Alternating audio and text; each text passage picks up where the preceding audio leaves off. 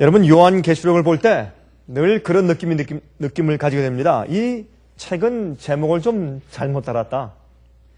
예수 그리스도의 계시라고 말해야 할 텐데 우리가 요한계시록이라고 이름을 붙였다는 그런 생각을 지울 수가 없습니다. 우리 한번 요한계시록 1장 1절과 2절을 좀 읽어보도록 하겠습니다. 요한계시록 1장 1절과 2절에 우리가 잘 아는 말씀처럼 이렇게 기록되어 있습니다.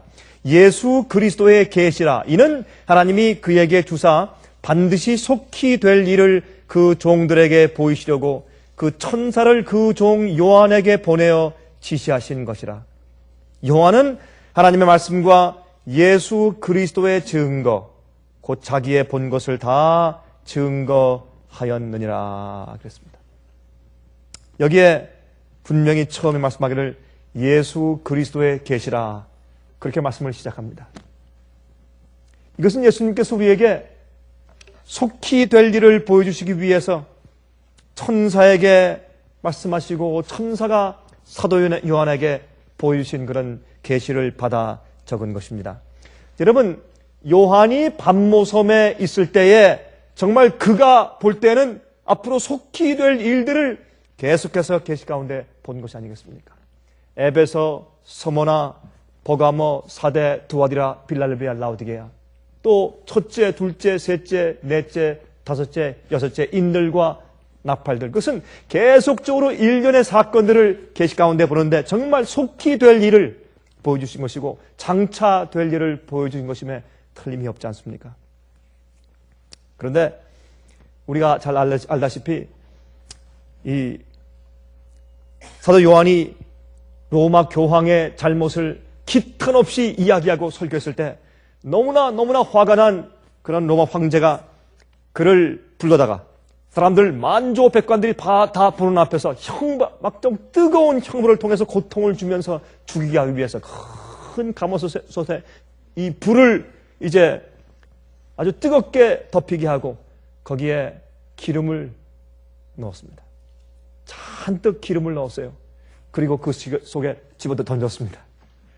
정말 소리를 지르고 비명을 지르고 아프면서 거기서 녹아 죽을 줄 알았는데 시원하게 목욕을 하는 것입니다. 아, 시원하다. 전혀 피부가 타지도 아니하고 전혀 찡그른 상도 없이 아무런 고통도 없이 그 속에서 조용히 있는 것입니다. 그때 갑자기 미워하던 마음이 두려움으로 돌변했을 것입니다. 너무나 두려워서 떨면서 빨리 죄수를 내 앞에서 데려가라. 그래서 할 수 없이 정말 그 로마의 상원 하원들이 보이지 않는 곳, 로마의 황제가 다시는 볼 수 없는 것, 저쪽에 정말 이 헬라 지방에 있는 이태리에서 지나서 저쪽으로 헬라 지방에 붙어 있는 그 고린도에 오히려 가까이 있는 그 반모 섬에 유배를 보낸 것입니다. 거기에서 이제 계시를 받은 사도 요한은 우리에게 정말 놀라운, 우리가 없어서는 안 될, 우리 기독교에서 반드시 이것을 알고 이해해야 오류와 위험과 함정을 통과할 수 있는 놀라운 그런 계시의 말씀을 우리에게 주신 것입니다. 이것은 예수 그리스도의 계시입니다. 그런데 이 성경에서 어린 양이라는 표현을 가장 많이 쓴 저자는 당연히 바로 이 사도 요한입니다. 여러분 아시죠? 이 예수님을 어린 양이라고 불러서 표현한 그 말씀은 바로 이 성경에서 그런 표현을 가장 많이 쓴 분은 바로 사도 요한이옵시다. 특히 요한계시록에서 그렇습니다. 요한계시록은 물론 성소에서 시작해서 성소로 끝나는 얘기죠. 예수님께서 성소에서 7 금초대 사이에 걸어다니시는 것을 이제 설명한 것이 1장이고 그 다음에 맨 마지막에 내가 보니 하늘에 성소가 없더라 라고 하면서 이 요한계시록이 끝나는 것입니다. 그런데 여러분 아십니까?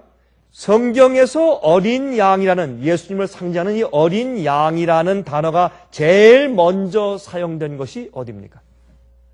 어디에서 제일 먼저 어린 양이라는 단어가 성경에서 사용되었겠습니까? 여러분 혹시 아세요? 성경에서 어린 양이라는 표현이 가장 제일 먼저 사용된 곳은 창세기 22장 7절입니다. 여러분 창세기 22장은 누구의 이야기가 기록된 장입니까? 아브라함이 이삭을 모리아산에 가서 제물로 드리는, 번제물로 드리는 그 장면이 기록된 장으로 유명합니다. 창세기 22장 7절 보시면 다음과 같이 말씀되어 있어요. 이삭이 그 아비 아브라함에게 말하여 가로되 내 아버지여 하니 그가 가로되 내 아들아 내가 여기 있노라. 이삭이 가로되 불과 나무는 있거니와 번제할 어린 양은 어디 있나이까? 이 절이 어린 양이라는 단어를 제일 먼저 성경에서 기록한 대목이에요. 아버지, 참 이상합니다. 여기 나무도 있고 불도 있고 지금 우리가 번제물을 드리기 위해서 지금 올라가는데 어떻게 번제할 양이 없습니까? 어린 양은 어디 있습니까? 아니, 아버지께서 이런 실수도 다 하십니까? 그래서 이 어린 양을 찾는 그 대목에서 제일 먼저 성경은 어린 양이라는 단어를 소개해요. Where is the lamb? 양이 어디 있는가? 양이. 우리의 죽음을 대신할 어린 양, 우리의 죄를 대속할 어린 양, 그 어린 양의 죽음 때문에 우리가 다시 살 수 있는 기회를 가질 그 어린 양, 그 어린 양이 어디 있는가? 그 어린 양이 어디 있습니까? 그런 대목으로 성령의 어린 양이라는 단어가 시작이 됩니다. 그때 이 아브라함의 답변이 참 우리 가슴 깊이 와서 닿죠. 제가 늘상 이 말씀은 이제 설명할 때 또 세미나를 할 때 또 개인적으로 성경을 가르칠 때 꽤 많이 얘기해온 그런 말씀인데 여기에 창세기 22장에 있는 이 아들과 아버지의 대화 가운데서 한 가지 외국말로 번역이 안 되는 그런 대목이 있다고 제가 몇 번 말씀드렸습니다. 그것은 히브리 말 가운데 있는 그 말인데 이 말은 영어나 한국말이나 중국말이나 어느 나라 말로 또는 헬라어로도 번역이 불가능한 그런 말인데 그것은 깊은 한숨을 짓는 장면입니다. 아들이 아버지에게 묻습니다. 아버지, 불도 있고 나무도 있는데 우리가 번제할 어린 양이 어디 있습니까? 할 때 참 가슴이 메어지는 이 아버지가 좀 머뭇거립니다. 속에서 눈물이 올라오는 것을 참았겠죠? 좀 목이 메이고 침을 삼키고 좀 참고 가만히 좀 있다가 침을 삼키고 난 다음에 울음을 삼킨 다음에 복받치는 그런 그 감정을 삼킨 다음에 아들아, 야훼 이래. 여호와께서 준비하실 것이다. 하나님이 준비하실 것이다. 어린 양을. 그렇게 말하는 그 장면은 우리 마음 가운데 깊은 감동을 주죠. 하나님께서는 친구가 필요했습니다. 당신의 아들을 갈바리에 보내시는 찢어지는 하나님 아버지의 그 심정을 이해할 친구가 필요해서 아브라함을 택하시면서 그 경험을 주시었죠. 그리고 하나님께서 대속하실 어린 양 구세주 메시아를 보내는 것이 무슨 뜻인지 우리 인간이 실제적으로 더 이해하도록 하기 위해서 이제 그 장면을 허락하신 것을 우리가 압니다. 여호와 이래. 하나님이 준비하실 것이다. 그런 질문을 3번 합니다. 아들이 그러죠. 아버지, 참 생각해봐도 정말 이상합니다. 아버지의 그 대답을 내가 듣긴 들었는데 아버지 참 불도 있고 나무도 있는데 어린 양 번제물이 어디에 있습니까? 또 그는 참 복받치는 그런 감정을 누르고서 답변합니다. 아들아, 야훼 이래. 여호와께서 준비하실 것이다. 또 3번째 묻습니다. 아버지시여, 불도 있고 나무도 있는데 번제물인 어린 양이 어디 있습니까? 참 3번째 정말 가슴이 아팠을 것이에요. 뭐라고 말합니까? 자기 부인한테는 말하지 못하고서 몰래 데려온 아들. 그러나 그는 믿었어요. 그 밑에 그 모리아산 밑에 그 이제 종들을 남겨두고 하는 얘기가 내가 내 아들과 함께 올라가서 번제물을 드린 다음에 우리가 함께 내려올 것이라고 해서 하나님께서 그 아들을 죽이실지라도 그 아들을 부활시킬 것이라는 주님의 섭리가 그 뜻이 뒤에 반드시 있다는 것을 그는 믿었어요. 믿고서 우리가 다시 돌아올 것이라. 그렇게 말을 했습니다. 3번째, 그는 눈물을 삼키면서 아들아, 야훼 이래. 야훼 이래. 그렇게 말을 했습니다. 어떤 사람들은 그렇게 말합니다. 아브라함이 정말 아들을 제물로 바친 것입니까? 바친 것이 아니죠. 명령만 들었지만 고통을 통과했지만 바친 것은 아니죠. 그러나 성경의 말씀 보면 아브라함이 아들을 완전히 바쳤습니다. 왜? 인간으로서 더 이상 그 아들이 죽는 것을 막을 수 없는 지경까지 갔어요. 그렇죠? 그래서 하나님께서 우리에게 시련을 주실 때 이 문제와 꼭 같습니다. 여러분, 하나님께서 우리가 시련을 통과할 때 우리가 정말 죽는 경험을 합니까? 안 합니다. 우리가 가장 사랑하는 것을 주님께 바칠 때 사실 그것이 우리에게 없어집니까? 아닙니다. 우리가 자식을 바칠 때, 내 자신을 바칠 때, 내 재산을 바칠 때, 무엇을 바칠 때, 내 명예와 내 지위를 바칠 때 주님께서 내 것을 완전히 없어지게 하십니까? 아닙니다. 주님께서 우리에게 요구하시는 것은 내가 더 이상 바친 다음에 더 이상 내가 세이브할 수 없을 정도까지 가는지 안 가는지 보시는 것입니다. 그래서 아브라함은 아들을 사실 바쳤습니다. 더 이상 칼을 들고서 내려치려고 할 때 그는 더 이상 인간적으로 그 아들을 더 이상 세이브하거나 그 아들을 건들 수 없는 지경까지 그는 갔어요. 아들을 완전히 바쳤습니다. 아브라함은 믿음의 조상입니다. 그렇죠? 그때 하나님께서 아브라함아 아들에게 손대지 말라. 이제 내가 여호와를 경외하는 것을 내가 알았다. 아브라함한테 했다. 이제 이 부자가 기쁨으로 눈물을 흘리면서 얼싸안고 있을 때 참 실감이 안 나죠? 제가 이 장면을 제가 설교를 참 많이 했는데도 사실 잘 실감이 안 나요. 왜? 이런 경우를 해봤어야지 실감이 나죠. 그렇죠? 참 놀라운 장면입니다. 이게 헌신이고 이게 믿음이고 이게 순종이에요. 그래서 성경에는 어린 양이라는 단어가 제일 먼저 등장하는 곳이 바로 이 창세기 22장이에요. 그런데 요한은 이 어린 양이라는 단어를 제일 많이 쓴 분으로서 특별히 요한계시록에 그 단어를 많이 썼단 말입니다. 제가 그것을 좀 설명하려고 애를 쓰는 것이에요. 왜 그런지, 또 무엇을 썼는지. 그래서 그들이 부자가 이제 부둥켜 안고 있을 때 그들이 양의 음성을 듣습니다. 양의 음성. 하나님께서 보내주신 양. 가시떨기에 뿔이 걸려있는 양. 어쩔 수 없이 붙잡힐 수밖에 없게 그런 운명에 처해 있는 양. 하나님께서 갈바리에 보내신 예수님을 상징하는 얼마나 아름다운 것입니까? 그 양이 가시떨기나무에 걸려 있어요. 그때 이 아버지와 아들이 기쁘게 가서 어떻게 해요? 당장 아들이 죽으려고 했는데 하나님께서 보내주신 야훼 이레인 어린 양 때문에 아들이 살아요. 우리도 어린 양 때문에 지금 죄의 대가를 치르지 아니하고 살아요. 그 어린 양 때문에 아버지께서 대신 보내신 야훼 이레이신 어린 양 때문에 우리가 살아요. 그 양 때문에 호흡하고 그 양 때문에 우리가 소망을 가지고 그 양 때문에 마음 가운데 희망을 가지고 안식을 가지고 기쁨을 가지고 행복을 가지고 숨을 쉬면서 호흡하면서 우리가 살아요.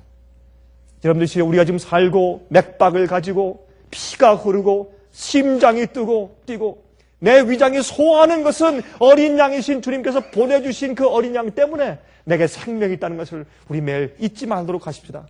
너무나 잘하는 얘기예요. 얼마나 잘하는 얘기예요. 이것은 말하면 잔소리죠. 그러나 그렇게 느끼고 삽시다. 매일매일 나를 위해서 보내신 야훼 이레이신 어린 양 때문에 내가 지금 살고 있고 소망이 있어요.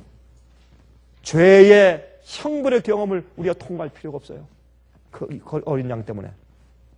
그런데 그 어린 양이 붙잡혀 있던 고개를 들어서 보았을 때 저쪽에 가시덤불에 묶여있던 그 어린 양이 걸려있던 그 장소가 바로 갈바리 골고다 언덕이 되었죠. 그리고 이삭과 아브라함이 세운 이삭을 제물로 드리기 위해서 세운 그 번제단이 바로 예루살렘의 성전들의 번제단이 되었지 않습니까, 여러분?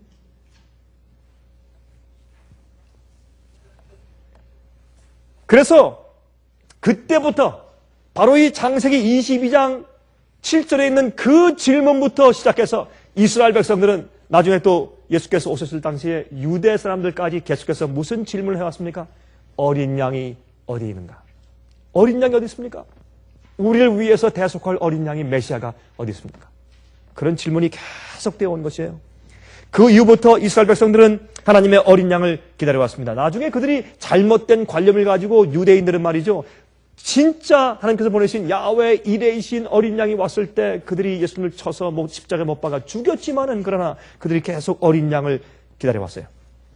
그런데 보세요. 예수님께서 저 요한복음 8장 보시면 그때 유대인들이 예수님을 아주 미워했죠. 예수님께서 하나님을 아버지라고 부르고 아버지와 나는 하나라고 말했을 때 그들이 아주 기분 나빴어요. 내가 하나님이냐? 기분 나쁘게 물었습니다. 그때 예수께서 이렇게 말씀하셨죠. 요한복음 8장 56절에 말씀하기를 너희 조상 아브라함은 나의 때 볼 것을 즐거워하다가 보고 기뻐했느니라. 물론 우리가 이 말씀을 이해할 때 이제 아브라함이 이 상수나무 밑에서 어떻게 했습니까? 그 지나가던 나그네 셋을 대접했죠. 그 가운데에 계신 분은 여호와였지 않습니까? 천사 둘과 함께 이제 소돔과 고모라 성을 알아보기 위해서 오실 때 지나가실 때 아브라함이 참 간청해서 거기에 앉히고 정말 송아지를 잡아서 대접한 그런 경험을 우리가 창세기에서 읽지 않습니까? 우리가 이 말씀을 그때 아브라함이 하나님의 때를 볼 것을 즐거워하다가 보고 기뻐했다라고 인용하지만 또 다른 입장에서 볼 때 사실은 이것은 무엇입니까? 아들을 죽이려고 할 때 무엇이 필요했어요? 아들을 대신해서 죽을 대속제물이 필요했어요. 간절히 기다렸을 때 어린 양을 발견했어요. 아브라함이 나의 때 볼 것을 즐거워하다가 보고 기뻐했다. 그 어린 양이 너희가 고대하던 그 어린 양이 나야. 그 말씀을 하신 것이에요. 그런데 그들이 그 말을 듣고서 예수님을 돌로 쳐 죽이려고 했습니다. 자, 그런데 하루는 말이죠. 사도 요한이 예수님의 제자가 되기 전에 이상한 말 들었습니다. 여러분, 사도 요한은 원래 예수님의 제자가 되기 전에 누구의 제자였습니까? 침례 요한의 제자였어요. 그렇죠? 침례 요한의 제자였는데 하루는 침례 요한 곁에 있다가 무슨 말씀을 들었습니까? 요한복음 1장 29절에 이튿날 요한이 예수께서 자기에게 나아오심을 보고 가로되 보라 세상 죄를 지고 가는 하나님의 어린 양이로다. 이 얘기를 들었을 때 그는 얼마나 놀랐을까요? 여러분, 지금까지 2000년 동안 기다리던 그 어린 양이 바로 우리 눈앞에 있단 말인가? 너무나 놀랐어요. 너무 놀랐어요. 세상 죄를 지고 가는 하나님의 어린 양이로다. 여러분, 유대인들은 이스라엘 백성들은 말이죠. 그 아브라함의 경험을 통해서 너무나 잘 알았어요. 그런데 잘못된 그런 예언의 해석 때문에 그들이 메시아를 잘못 알아봤지만 그러나 이 얘기를 들었을 때 요한은 가슴이 철렁하면서 이게 무슨 말인가? 2000년 동안 고대하던 어린 양 그 야훼 이레가 우리 눈앞에 있다니 누구란 말인가? 얼마나 당황하고 놀래서 그런 예수를 찾아서 참 그 비집고 나가면서 예수 얼굴 보려고 애를 썼을까요? 그렇죠? 여러분, 그런데 침례 요한이요, 예수님을 하나님의 어린 양이라고 몇 번 불렀습니까? 몇 번 얘기했어요? 2번. 그렇죠? 2번 얘기했는데, 여러분, 요한복음 1장을 가만히 보시면 그 뒤에 그 문맥을 보면 예수님께서 침례 받으시고 난 다음에 침례 받으실 때에 침례 요한이 예수님을 향해서 세상 죄를 지고 가는 하나님의 어린 양이라고 얘기했고, 예수님께서 침례 받고 나서 40일 동안 광야에서 시험 당하시고 돌아오신 다음에 또 예수님을 보고 하나님의 어린 양이라고 또 지목해서 말을 했습니다. 2번 했어요.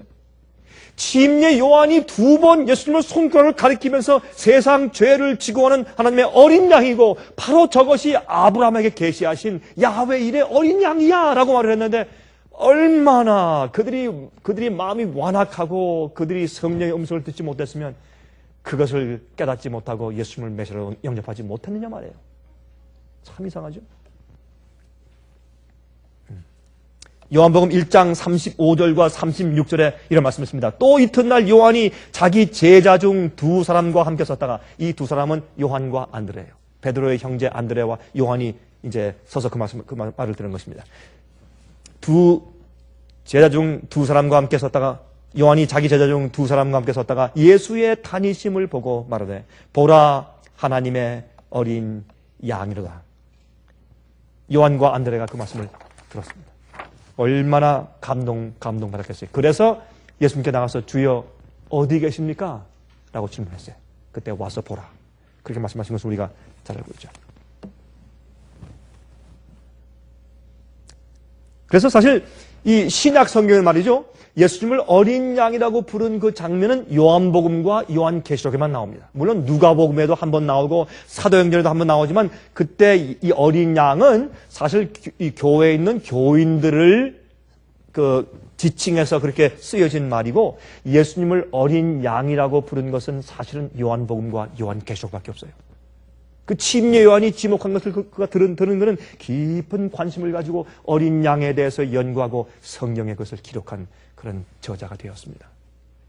자, 이제 성경 좀 펴십시오. 요한계시록 5장을 다 펴십시오. 요한계시록 5장입니다. 이제 성경을 좀 펴서서 저와 함께 이제 요한계시록을 같이 좀 읽어보도록 하겠습니다. 요한계시록 5장을 먼저 읽겠습니다. 여기에 어린 양이라고 기록한 부분을 같이 한번 읽으면서 좀 살펴보도록 하십시다. 요한계시록 5장 1절부터입니다. 내가 봄에 보좌에 앉으신 이의 오른손에 책이 있으니 안팎으로 썼고 7인으로 봉하였더라. 또 봄에 힘 있는 천사가 큰 음성으로 외치기를 누가 책을 펴며 그 인을 떼기에 합당하냐 하니 하늘 위에나 땅 위에나 땅 아래 능히 책을 펴거나 보거나 할 리가 없더라. 이 책을 펴거나 보거나 하기에 합당한 자가 보이지 않기로 내가 크게 울었더니 장로 중에서 하나가 내게 말하되 울지 말라. 유다 지파의 사자 다윗의 뿌리가 이기었으니 이 책과 그 7인을 떼으리라 하더라. 내가 또 보니 보좌와 내 생물과 장로들 사이에 어린 양이 섰는데 일찍 죽임을 당한 것 같더라. 7뿔과 7눈이 있으니 이 눈은 온 땅에 보내심을 입은 하나님의 7 영이더라. 어린 양이 나와서 보좌에 앉으신 이의 오른손에서 책을 취하시니라. 책을 취하심에 내 생물과 24 장로들이 어린 양 앞에 엎드려 각각 검은 고와 향이 가득한 금 대접을 가졌으니 이 향은 성도들의 기도들이라. 여러분, 이게 무슨 말입니까? 왜 그들이 예수님께 성도의 기도가 가득 들은 그 향이 가득 들은 대접을 바칩니까? 어린 양 앞에 엎드려서 그들이 이 금 대접을 주 앞에 바치고 있어요. 이게 무슨 말입니까? 주님께서 일찍 죽임을 당한 어린 양 아닙니까? 주님의 십자가에 돌아가심과 부활하심과 그 희생 때문에 드디어 우리의 소망이 생겼습니다. 희망이 생겼습니다. 이제 우리 대속이 가능해졌습니다. 주님이시여. 그러므로 우리는 물론이고 우리의 구원은 주님의 희생의 근거에서 우리가 먼저 올라와 있는데 24 장로 그렇죠? 예수께서 부활하실 때 같이 무덤에서 부활한 사람들 아닙니까? 24 장로? 마태복음 27장 예수께서 부활하실 때 그때 무덤 속에 있던 많은 의인들이 성도들이 함께 예수님과 함께 부활했다고 말했습니다. 그 사람들이 하늘에 올라가서 24장로가 되었다고 우리가 많은 분들이 그렇게 동의하고 살고 있습니다. 여기에 예수님께서 그러므로 우리를 대신하시는 대제사장이 되셨기 때문에 그분께 무엇을 바칩니까? 주님이시여 성도들의 죄를 용서해 주시고 그들을 죄로부터 구속해 주십시오 라고 무엇을 바칩니까? 성도들이 기도한 기도를 주 앞에 바칩니다. 드디어 그들의 기도를 대신 아버지께 아뢰어주는 유일한 중보자 제사장으로 주님께서 서시는 광경을 우리가 보게 됩니다. 이때 요한은 예수님을 어린 양이라고 표현해 죽임을 당한 어린 양이라고. 근데 여기에 아버지가 보좌 위에서 오른손에 가지고 있는 책은 이것은 유대인들이 이 말씀을 읽으면 금방 이해하죠. 우리는 잘 모르지만 유대인들이 이 말씀을 읽으면 전 땅 문서 금방 알죠. 이렇게 두루마리가 말려져 있는데 거기에 인이 이렇게 쭉 쳐 있어요. 여기는 7개 인이 있어요. 그것은 증인이 7사람입니다. 어떤 때는 증인이 3사람이면 3인이 쳐 있고 5이면 5개 인이 쳐 있었고 그건 땅 문서입니다. 땅이나 집을 팔 때 이제 그것을 증인할 동네 장로들이 와서 자기의 그 초를 떨어뜨리고 자기의 반지에 있는 도장을 거기에 꼭 찍어서 인을 치는 것이죠. 그렇죠? 이건 땅 문서입니다. 그러므로 우리의 죄 때문에 이 땅을 우리가 마귀에게 팔아버린 그것을 주님께서 도로 사주시는 죄를 용서하시고 대속하시기 때문에 어린 양이 우리 죄를 용서하시고 대신 이 땅을 도로 사주시는 그 역사가 있는 것을 우리 이해할 수 있습니다. 그래서 여기에 어린 양이라는 그런 단어를 써요. 사도 요한이. 자, 9절부터 새 노래를 노래하여 가로되. 여기는 일찍이 없던 일이에요. 그렇죠?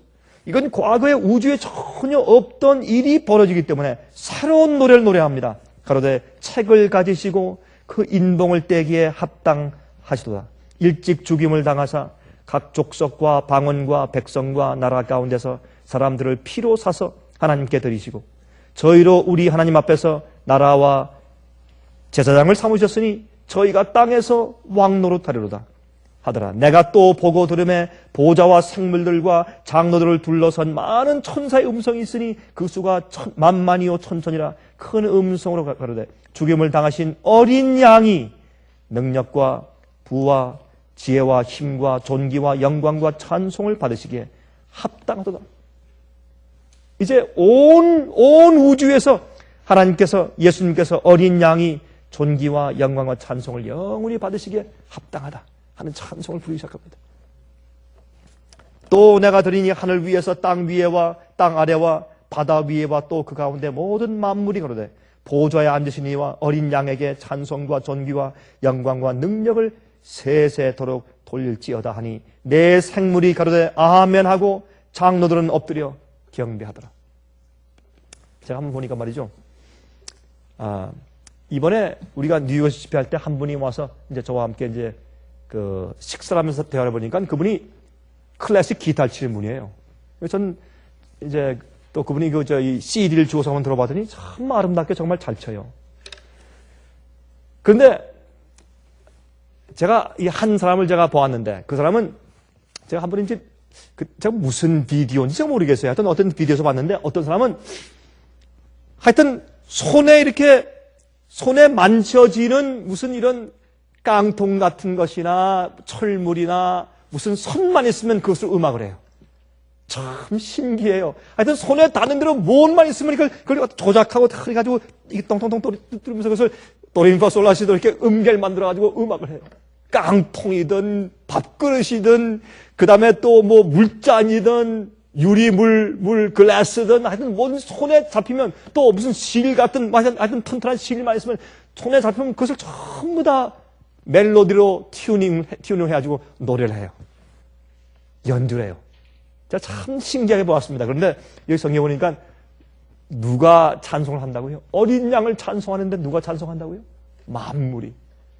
예? 내 생물이 찬송하면 거기에 24장로가 화답을 하고 14만 4천이 찬송하면 천천만만 천사가 화답을 하고 그러면 또 온 구원받은 모든 성도가 화답할 것이고 나중에 누가요? 모든 미물까지 해, 달, 별들, 은하계들이 돌아가면서 온 만물이 찬송을 하는데 어떻게 해요? 어린 양에게 영광과 찬송이 영원토록 올려갈지어다.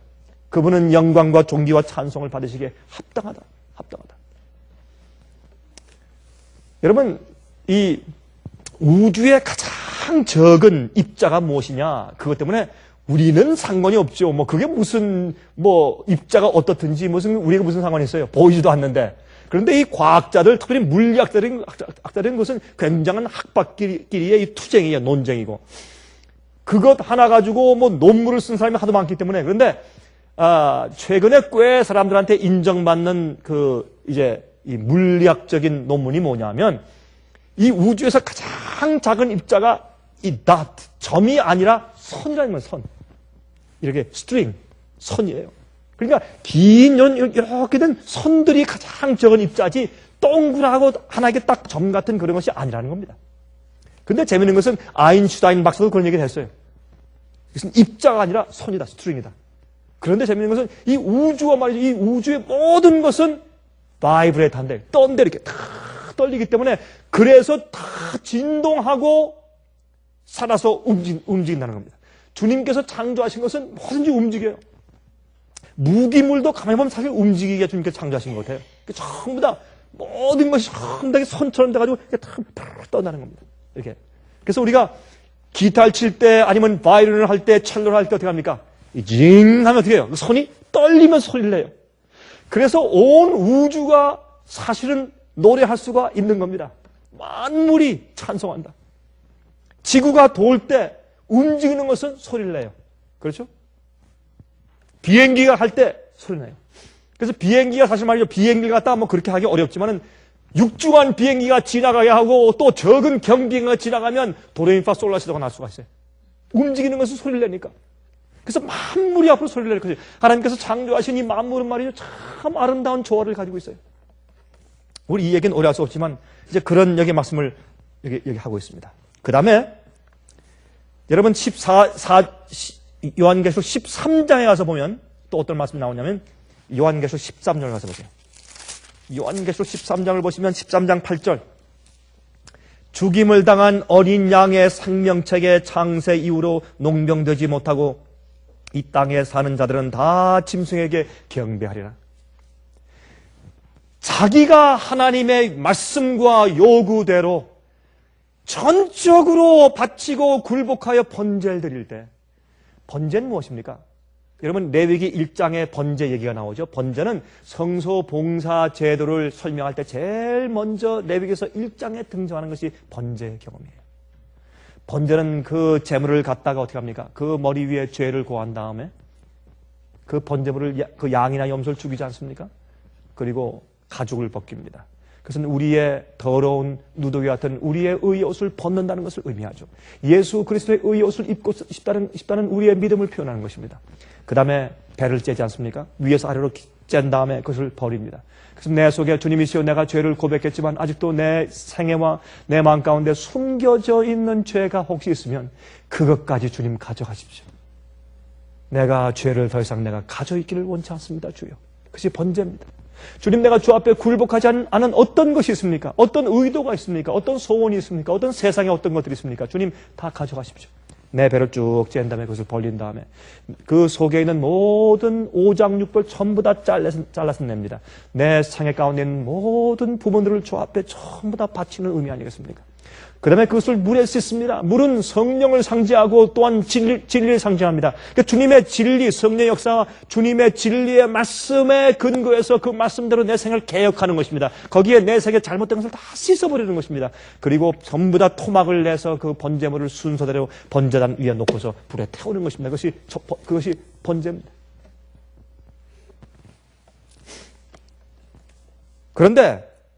그러므로 사실은 이 어린 양에게 내 모든 것을 어린 양에게 바친 번제물로 바치는 것은 아브라함에게 내가 가지고 있는 가장 사랑하는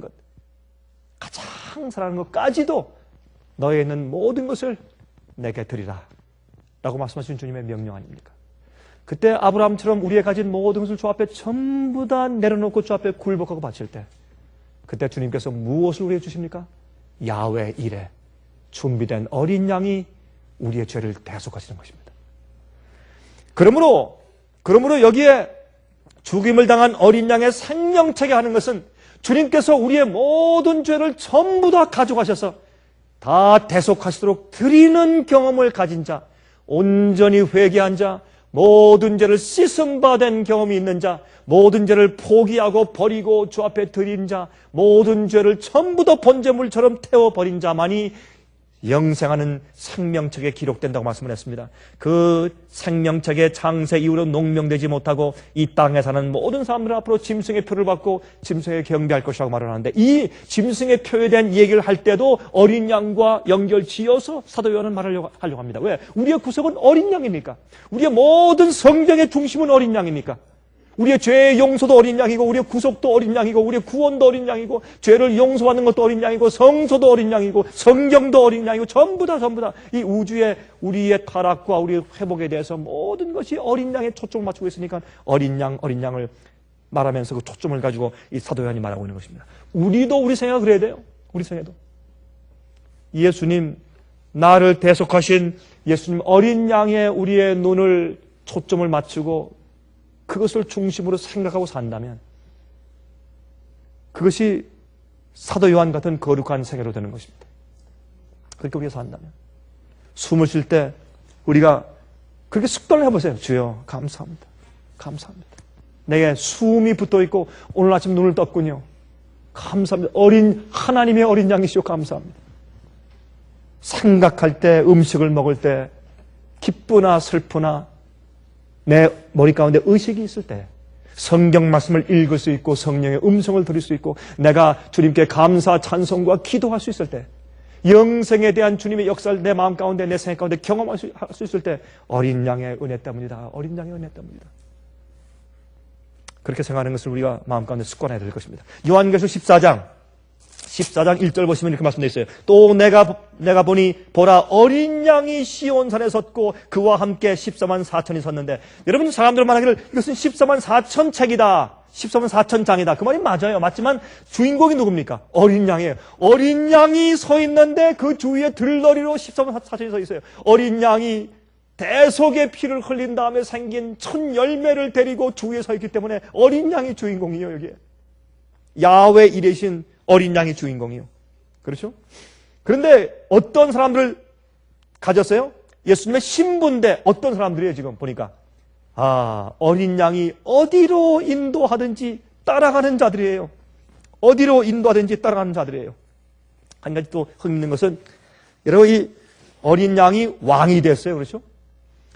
어디든지 충성을 바치면서 목숨을 다해서 충성을 바치면서 따라다니는 부하가 있으면 그건 무슨 뜻이에요? 왕이 되었다는 뜻이에요.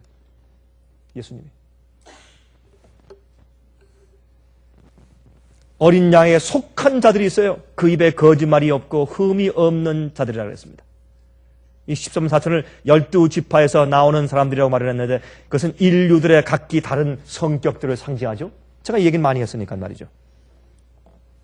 햇빛을 나누면, 여러분 햇빛이 빛이지만 햇빛을 나누면 그 속에 색깔이 무지개 색깔이 일곱 가지가 있어요. 마찬가지예요. 사람들 속에 12가지의 성격이 있어요. 그 속에서 주님께서 각각 그 성격들을 구속하시는 역사를 설명하기 위해서 각 지파에서 나오는 14만 4천이라고 성경은 설명하고 있는 것입니다. 요한계시록 15장 보세요. 요한계시록 15장 2절 3절. 요한계시록 15장 2절과 3절 좀 보시기 바랍니다.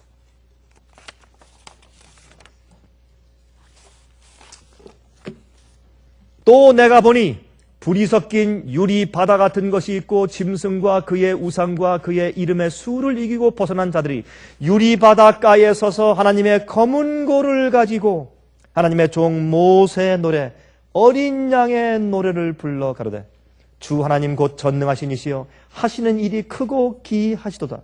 만국의 왕이시여 주의 길이 의롭고 참되시도다.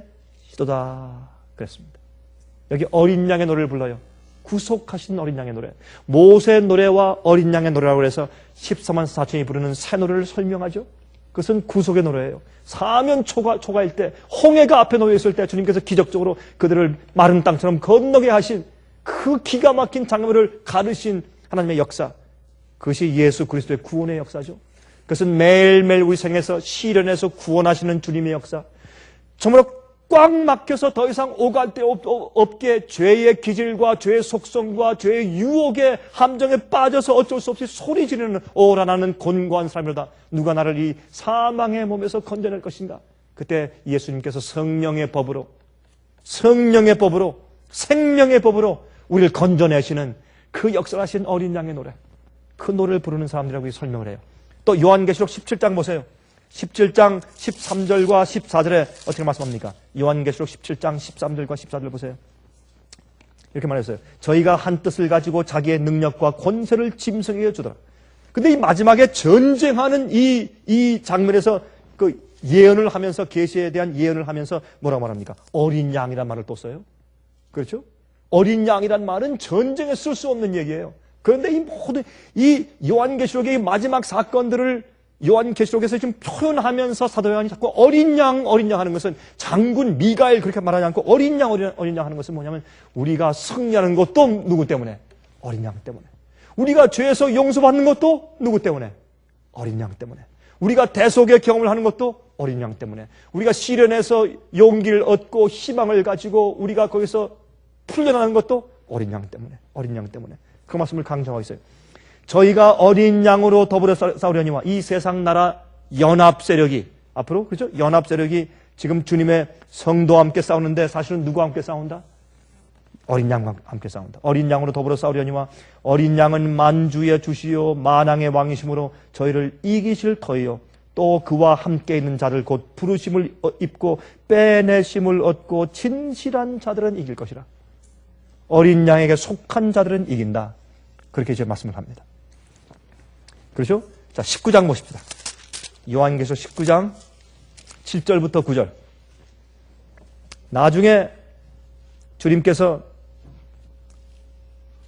어린 양으로서의 대속의 역사를 통해서 피로 씻고 구원하시고 성화케 하셔서 준비하신 당신의 교회에 대해서 이제 찬송이 나오는데 이렇게 말합니다.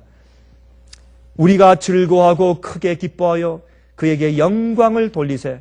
어린 양의 혼인 기약이 이르렀고 그 아내가 예비하였으니 그에게 허락하사 빛나고 깨끗한 세마포를 입게 하셨은즉 이 세마포는 성도들의 옳은 행실이라. 그들의 의로운 행실이라, 의로운 품성이라. 그렇게 말을 했어요. 어린 양의 혼인 기약이 이르렀다. 그렇게 설명합니다.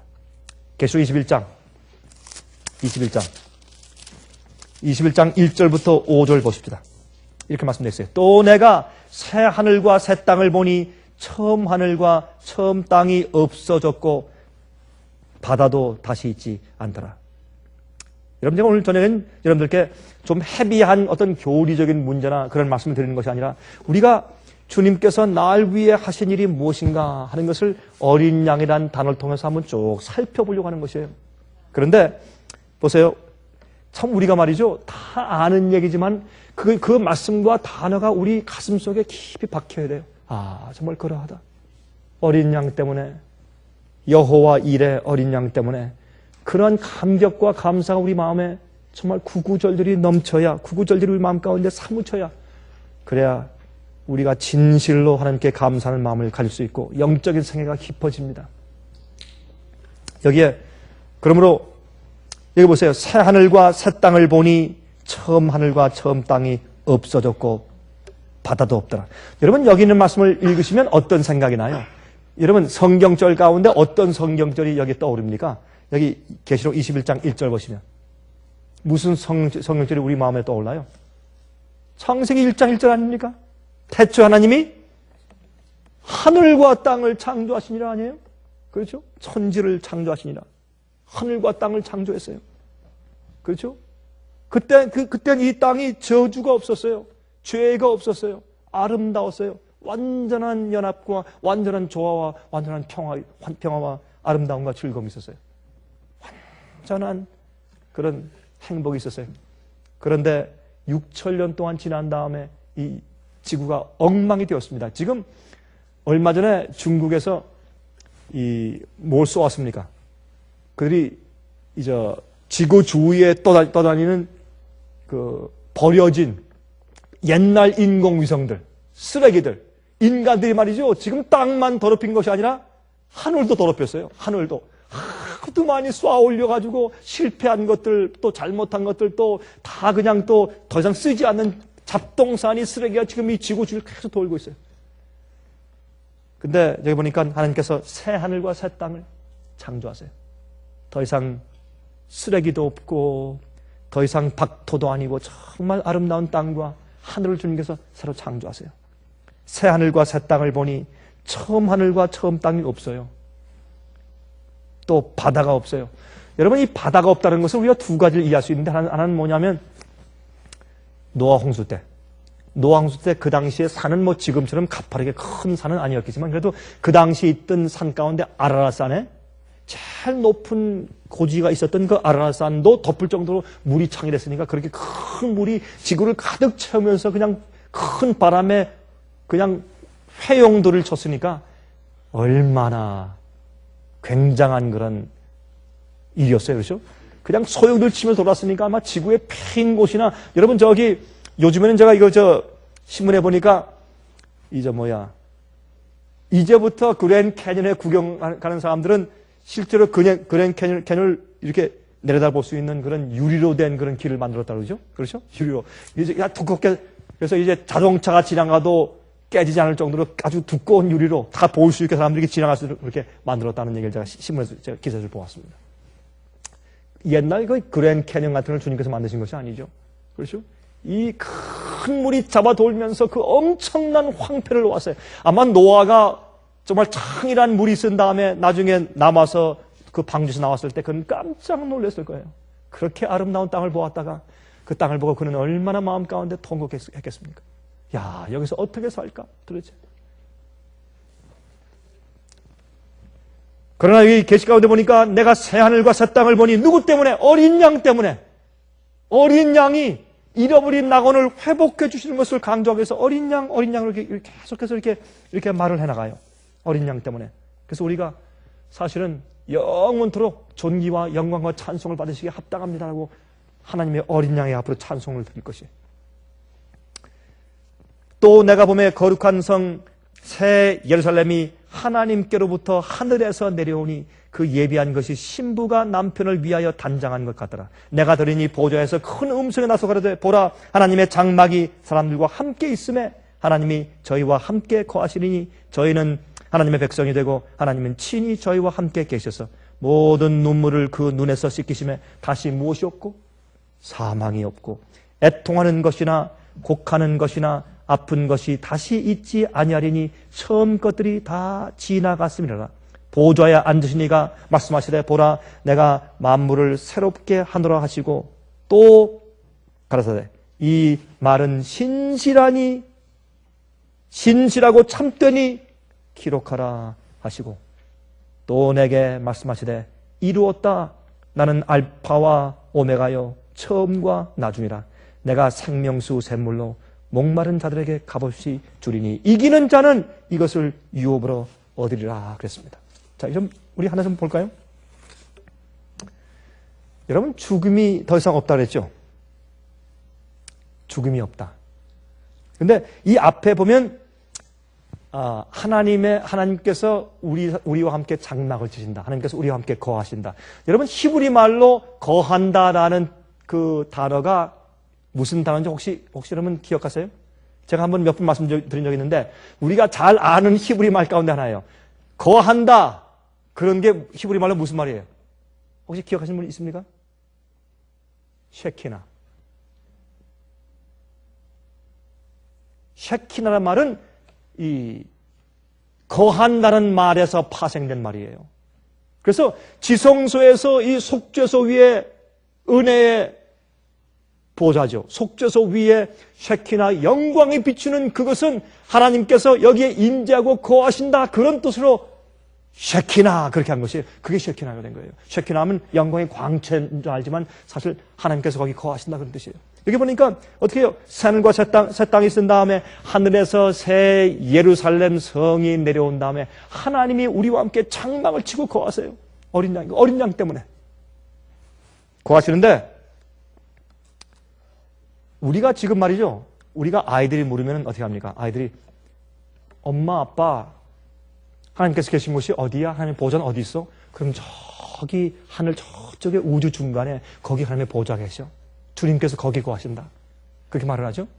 나중에 천년기 이후에 우주인들이 말할 때 하나님의 보좌가 어디 계시지? 우주의 중심이 어디 있지? 저기 지구에. 여러분 한번 생각해 보세요. 얼마나 놀라운 일인가. 어린 양 때문에. 우리가 예수 그리스도의 대속과 희생에 대해서 어린 양 되신 예수님 대신 가시떨기 나무에 뿔이 걸려졌던 것으로 상징된 어린 양 때문에 내가 어떤 축복과 어떤 은혜와 어떤 구원을 받고 있는지 우리가 너무나 감사함이 적어요. 정말로. 너무나 감사함이 적어요. 어린 양. 그래서 이 요한계시록을 기록할 때 어린 양 때문에 그렇게 강조를 하는 것으로 저는 느껴집니다. 제가 계속 이 말씀을 읽으면서 요한계시록에서 어린 양이신.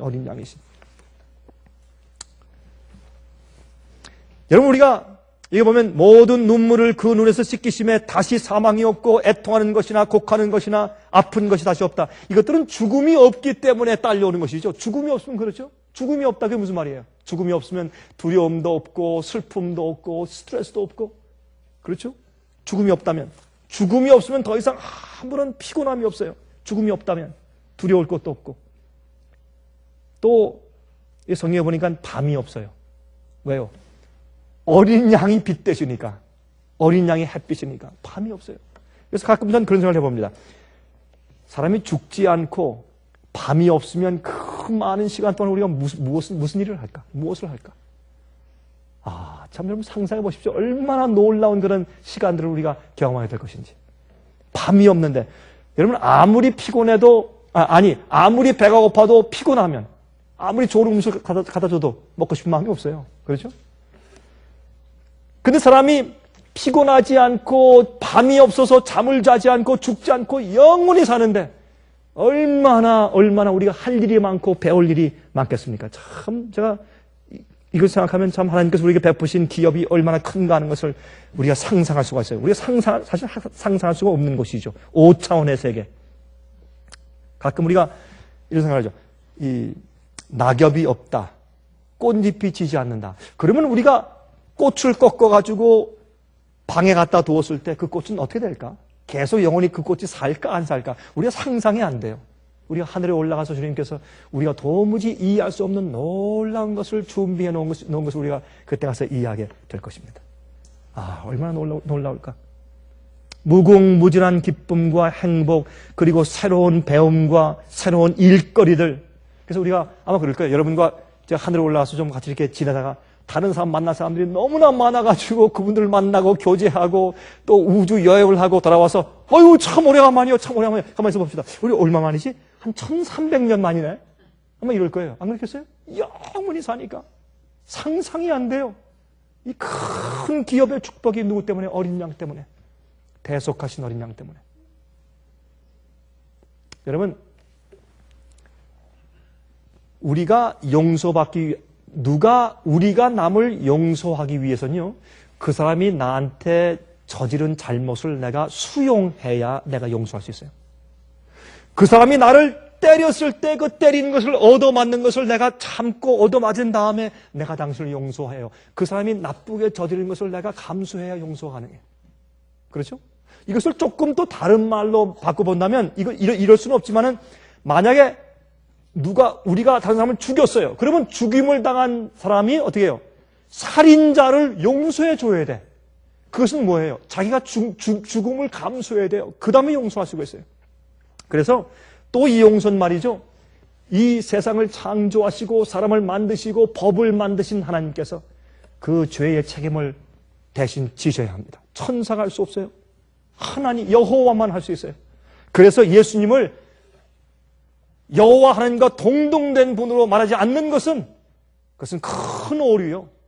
하나님이 예수님을 낳았다 하는 것은 시편 2장에 있는 무슨 얘기예요? 그것은 하나님께서 이 땅에 어린 양으로 대속의 죽음으로 주신 다음에 그 다음에 내가 너를 낳았다 그랬어요. 예수님이 그래서 죽는 경험을 하신 다음에 예수님께서 어린 양을 되시고 하나님의 아들 되셨다는 표현이 있는 것이에요. 그 전엔 아버지와 본체고 동등하다고 성경은 설명해요. 근데 이렇게 하지 않고 예수님 마치 언젠가 나은 분이라고 그렇게 생각을 한다면 그러면 예수님께서 언젠가 존재하지 않은 때가 과거에 있었단 말이에요. 그러면 큰일 나요. 여러분 성경을 말해요. 예수님께서는 영원한 아버지요. 여호와 하나님이에요. 예수께서 말씀하기를 에고 에이미 나는 나야. 나는 여호와라고 분명히 요한복음 8장에 말씀했어요. 유대인들에게 설명하실 때. 그러므로 여호와 창조주 시작도 없고 끝이 없는 여호와가 인간이 되어서 자기를 비워서 무엇을 비워서 성수는 뭐예요? 무소부재성과 전지하심과 전능하심 세 가지를 전부 다 비워놓고 인간이 되어서 오셔서 인간의 경험을 하신 다음에 인간이 저지른 모든 죄를 다 주님께서 끌어안아야 돼요. 그리고 죄의 책감을 대신 경험하셔야 돼요. 그것이 몸으로 죄를 지시는 경험이에요. 그 경험을 한 분만이 어린 양이고 그래서 그 어린 양을 대속주기 때문에 자꾸 어린 양이라고 자꾸 설명하는데 그 예수께서 그렇게 하신 경험이 없으면 우리 생애 가운데 아무런 소망이 없어요. 제가 오늘입니까? 어제입니까? 어제입니까? 벌써 어제입니까? 제가 이제 이 TV 방송을 위해서 제가 준비하는 제가 말씀을 나누다가 제가 그런 얘기를 했어요. 예수님께서는 2번 십자가를 지시기로 결심하셨죠. 하늘에서 그렇게 하기식으로 결심하시고 이 땅에 오셔서 12살 때 저 양이 죽음으로 우리가 용서받는 건 아닌데 저 양에 대해서 생각하실 때 성령께서 제일 처음 6월절 양을 보신 예수님 마음 가운데 감동하셨죠. 예수님께서 마음 가운데 감동하신 다음에 아버지시여 나를 이런 몸을 예비하시고 그 몸 속에 나를 보내셨군요. 아버지시여 내가 저 양의 운명을 가지고 이 세상 사람들의 죄를 내가 지겠습니다 라고 12살 때 결심했어요. 예수님 십자가를 2번 지셨어요. 어떤 의미에서? 십자가의 그늘 밑에 사셨어요. 그래서 창세 이후로 십자가에서 창세 이후로 죽임을 당하신 어린 양이라고 성경은 설명해요. 이 어린 양 때문에 내가 산단 말이에요. 이 어린 양 때문에. 여러분, 그런데 여기 보시면 여러분 새 예루살렘 성을 볼 때 그게 어떻게 되어 있어요? 어린 양이 중심이면서 그래서 제가 이걸 보니까 그래서 그렇게 쓴 것 같아요. 제가 처음엔 참 이해가 안 됐는데 어린 양이 중심으로 계속 요한계시록을 쓰다가 끝에 어떻게 해요? 새 예루살렘에 내려오는데 그 장과 광과 고가 어떻더라? 여러분들이 오늘 돌아가셨어요? 그거 왜 그래요? 장과 고와 길이와 넓이와 고가 어떻더라? 같더라. 길이와 넓이와 높이가 같아요. 여러분, 그런데 여기에 있는 단어를 보면 약 현재 우리에 쓰는 척도로 얼마입니까? 450마일이에요. 한 면이 350마일. 350마일이요. 한 면이. 그러면 처음에 제가 이게 이해가 안 되더라고요. 350마일, 또 폭도 350마일, 높이가 350마일. 그러면 무슨 집입니까? 완전 큐빅이에요. 정방형이에요.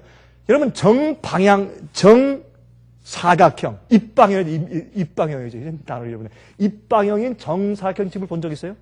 참 볼품 없어요. 우리 인간적으로 생각할 때. 그것도 350마일인데 높이가 350마일이니 얼마나 이상한 집이란 말이에요. 그렇게 집을 지으셨어요, 하나님께서. 왜 그런 줄 아세요? 제가 가만히 생각하니까 이런 것 같아요. 그래 큰 엄청난 성이 내려오는데 그 성에 보니까 이제 성이 어떻게 했거든요. 어린 양의 보좌가 있고 그 주위에 24장로가 있더라. 그 이상한 얘기예요. 그거는 어라운드예요. 그런 어린 양의 보좌가 이렇게 가운데 있으면 그 입방 사각형인 새 예루살렘 집에 딱 중간 정도의 공중에 어린 양의 보좌가 있는 것 같아요. 그러면 그 주위에 24장로가 있고, 그렇죠? 그 주위에 14만 4천이 있고, 그 주위에 천사는 그 밖에 있겠죠, 물론. 그래서 구속받은 성도들이 그 새 예루살렘 성에 들어가면 그 안에 우리가 보좌 위에 앉아있으니까, 1000년 동안 보좌 위에서 우리가 우리가 심판한다는 말씀 드리고, 그러니까 그 안에서 공중에 띄어있는 보좌가 있는데 그 큰 성의 가운데 어린 양의 보좌가 있으면 그 주위에 보좌들이 꽉 차 있는 것 같아요. 구속받은 성도와 13만 4천의 보좌가. 전 그런 식으로 이해가 돼요. 그래서 심지어는 이렇게 새 예루살렘을 성전처럼 이 건물을 설명하는 과정에서도 어린 양이 중심이에요. 그래서 끝날 때 요한계시록 22장 1절부터 4절에 말씀하기를 또 저가 수정같이 맑은 생명수의 강을 내게 보이니 하나님과 및 어린 양의 보좌로부터 나와요. 중심을 뿐더러 거기에서 우리 생명수가 흘러나오고 또한 그의 얼굴에 그의 이름이 우리의 이마에 그의 어린 양의 이름이 기록되어 있다고 성경은 설명합니다. 우리의 생애를 어린 양의 중심을 삼아 살게 되시기를 간절하게 바랍니다. 하늘에 계신 우리 아버지, 우리 생애에 요한계시록에 기록하신 것처럼 야훼 이레이신 어린 양을 중심으로 해서 살 수 있게 도와주시옵소서. 우리가 잊지 않게 하셔서 우리를 사하신 대속의 죽음 때문에 우리가 호흡하는 것을 매일매일 자각하게 도와주시고 우리의 음식을 먹음과 기력을 얻음과 우리가 살 수 있음과 하늘의 소망을 바라볼 수 있음과 우리가 성경 말씀을 가지고 우리 가슴에 끌어안고 감사할 수 있음과 우리가 하나님을 아버지라고 부를 수 있음과 우리의 피가 돌고 우리의 다리가 움직이고 우리 두뇌가 사고하고 분석해서 진리를 이해할 수 있는 모든 것들이 하나님의 준비된 어린 양 때문에 이런 큰 생명의 특권과 구원의 경험이 있다는 것을 늘 상기하게 도와주시옵소서. 아버지, 저희는 감사할 줄 모르는 사람들입니다. 우리가 죄의 결과가 너무나 크기 때문에 우리 두뇌가 완악해지고 우리의 마음이 참으로 주 앞에 감동이 적은 사람들로 변해버렸습니다. 우린 6천년 역사 가운데서 가장 마음이 둔한 사람들입니다. 그 세대에 우리가 살고 있습니다. 주여, 저희를 불쌍히 여기셔서 7 눈을 가졌다고 표현된 성령께서 온전한 역사를 저희 마음 가운데 베푸사 하나님의 은혜로, 예수 그리스도의 은혜로, 그 은혜로 내가 여기에 있고 살고 있다는 것을 늘 감격하는 마음으로 주 앞에 헌신하게 도와주시옵소서. 주님이시여, 저희 마음속에 주님께서 어디로 인도하시든지, 어린 양이 어디로 인도하시든지 어린 양께 너무 감사함으로 어디로 인도하시든지 따라가는 그러한 주님의 백성들 되게 축복하시기를 살아계신 예수 그리스도의 귀하신 이름을 의지하여서 간절하게 기도합니다. 아멘. 은혜 많이 받으셨습니까? 지금까지 들으신 이 생애빛 예배 설교는 간절한 마음으로 진리를 찾는 분들과 정직한 양심으로 말씀을 받아들이고 언제나 진실이 무엇인지를 생각하는 그리스도인들을 위한 말씀입니다. 주변 가족들이나 친지들 중에 말씀을 사모하고 순결한 신앙을 갖기 소원하는 분들이 계시면 저희 생애빛 예배 설교 테이프를 소개해 주시기 바랍니다. 매주 원하시는 분들의 가정으로 직접 배달되는 생애빛 예배 설교는 개인의 신앙 부흥이나 소규모 그룹 예배를 위하여 비디오와 오디오 카세트 테이프, DVD, CD로 제작되었습니다. 생애빛 예배 설교 테이프를 원하시는 분들은 1-877-704-1004번으로 전화하여 신청하시면 됩니다. 그럼 다음 시간까지 안녕히 계십시오.